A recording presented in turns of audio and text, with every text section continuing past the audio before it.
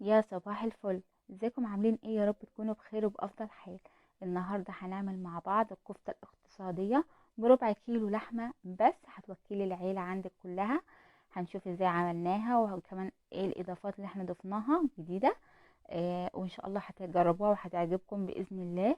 بس ما تنسوش لو اول مرة تشوفوني ما تشتركوا في القناة وتفعلوا الجرس عشان يوصل لكم كل وصفات اللي احنا بنعملها مع بعض. هنعمل كمان جنبيها المكرونة الاسباجيتي بطريقة سهلة جدا، بدون بقى صلصة، بدون طماطم والكلام ده. هنعملها مع بعض بالصلصة الجاهزة العادية في 5 دقايق. أول حاجة معايا بصلتين مقشراهم، بصلتين كبار مقشراهم مقطعاهم نصين بالطريقة دي. وجبت معايا القشارة دي أو القطاعة دي جميلة جدا، شارياها جديد وجميلة جدا. هوريكم بتفرم الحاجة حلو قوي ازاي. اهم حاجة تقطعي البطاطس لقطع صغيرة زي كده. دول بطاطستين كبار، انا قطعتهم صغير كده عشان تفرم معايا بتثبتي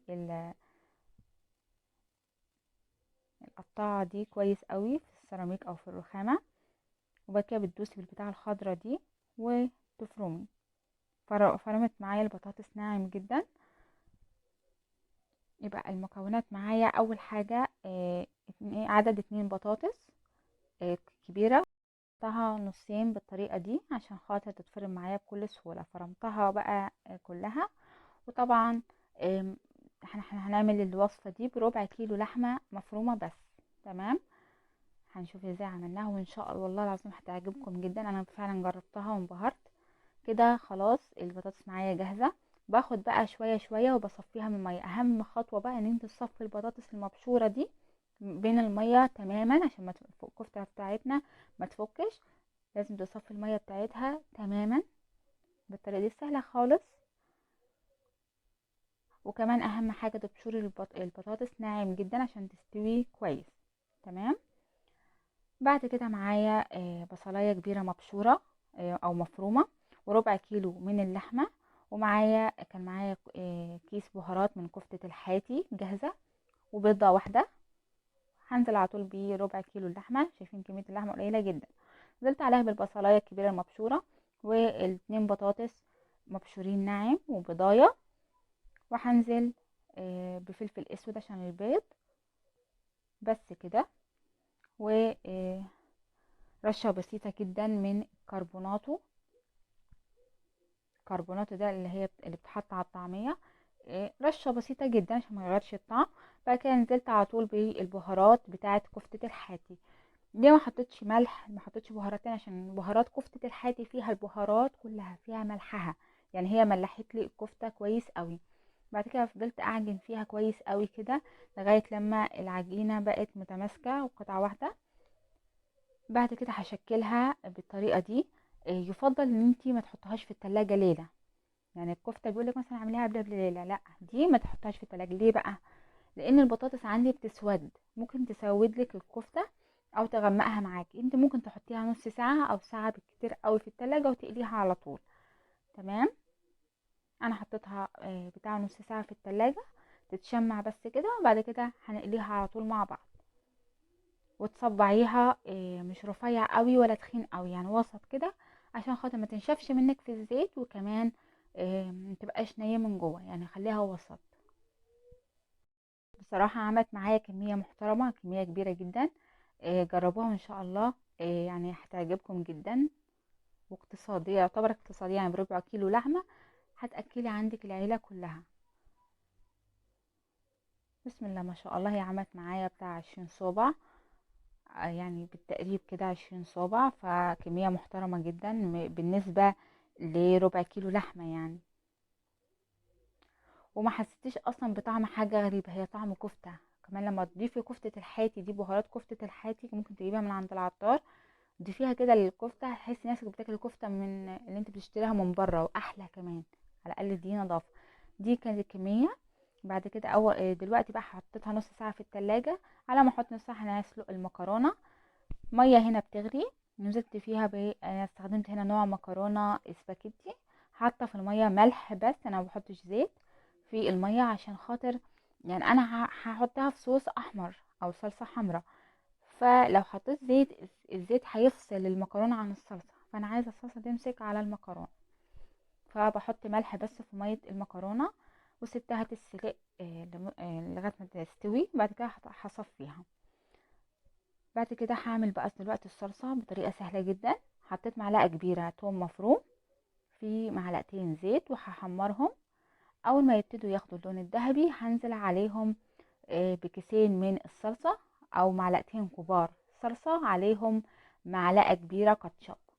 جربوها بجد. هنا نزلت على الثوم بمعلقه من السكر صغيره جدا او نص معلقه سكر صغيره جدا.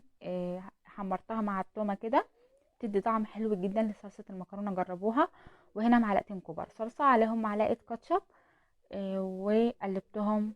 نزلت على التوم بيهم وقلبتها كويس قوي. ونزلت بعد كده كمون وفلفل وملح. تمام، ملحت الصلصه كويس قوي وقلبتها. بعد كده هسيبها بقى تغلي غلوتين كده يكون المكرونه عندي استوت. بعد كده هصفي المكرونه وهنضيفها على طول. هنا لقيت الصلصه عندي تقيله شويه، رحت ضفت عليها ربع كوبايه من الميه وظبطت الملح بتاعها وسبتها تغلي غلوتين. اهي بدأت تغلي كده. الصلصة معايا يعتبر جاهزة. هجيب على طول المكرونة اللي انا سلقاها وصفتها كويس قوي. وبعد كده هنزل بكمية المكرونة بتاعتي كلها بالطريقة دي وهقلبها كويس لغاية لما الصلصة كلها تاخد، يعني المكرونة تاخد من الصلصة كلها وتتلون كده وتاخد من طعمها. هسيبها على نار هادية مدة دقيقتين او 3 دقايق تتقلب كده. مش هشيل ايدي منيها عشان خاطر ما تلزقش في الحلة. هقلبها كويس قوي اهو. شايفين المكرونه بقى لونها جميل ازاي. وكمان جربوها كده ولا سبكت صلصه بقى ولا سبكت طماطم ولا الكلام ده خالص. جربوها هتعجبكم بالذات في المكرونه السباكيتي، حلوه قوي. هنا بقى جبت زيت وطاسه عشان هقلي الكفته بتاعتي على طول. بعد نص ساعه سبتها الشمع. زيت يكون وسط، اهم حاجه النار تكون وسط مش عاليه، مش عايزاها عاليه عشان خاطر اللحمه والبطاطس يستوي. او يفضل يعني تحطي في زيت سخن بعد كده توطي النار خالص. انا عايزه اللحمه والبطاطس يستووا، ما تعليش النار خالص، هتاخد لون وبسرعه وهتفضل نيه من جوه. لكن لا، خلي النار يا اما هاديه خالص يا اما وسط. ويفضل ان هي تكون هاديه خالص بحيث ان هي تحمر براحتها وتستوي كمان من جوه براحتها. تمام، حطيت كميه الكفته بتاعتي ما جيتش يمتها خالص ولا قلبتها خالص ووطيت النار عليها. بعد كده لما لقيتها خلاص يعني حمرت من ناحية واستوت من ناحية هقلبها على طول على الناحية التانية. شايفين اللون؟ اول ما تبتدي تاخد اللون ده، بس اهم حاجة تكون النار هادية. تمام، ده سر ان الكفتة تطلع معاكي مستوية جدا من جوه وكمان حلوة وهشة. هدي النار كويس قوي عليها عشان ما تفكش معاكي كمان وتطلع نية معاكي. اخدت اللون الجميل ده من ناحية وقلبتها لغاية لما تاخد اللون التاني من الناحية التانية وتستوي تماما. هطلعها على طول وهنقدمها مع بعض بالطريقة الجميلة دي. وكان طعمها حلو ان شاء الله. جربوها وتعجبكم بنفس المقادير دي، هتطلع معاكم مظبوطة مش هتفك معاكم ان شاء الله. وجربوا كمان المكرونة وان شاء الله تعجبكم. وهوريكم اهي كانت مستوية من جوه وكانت جميلة جدا، طعمها كان حلو قوي. ولو عجبكم الوصفة وعجبتكم الفيديو ياريت تدوسوا لايك للفيديو وتشتركوا في القناة وتفعلوا الجرس عشان يوصل لكم كل وصفاتي.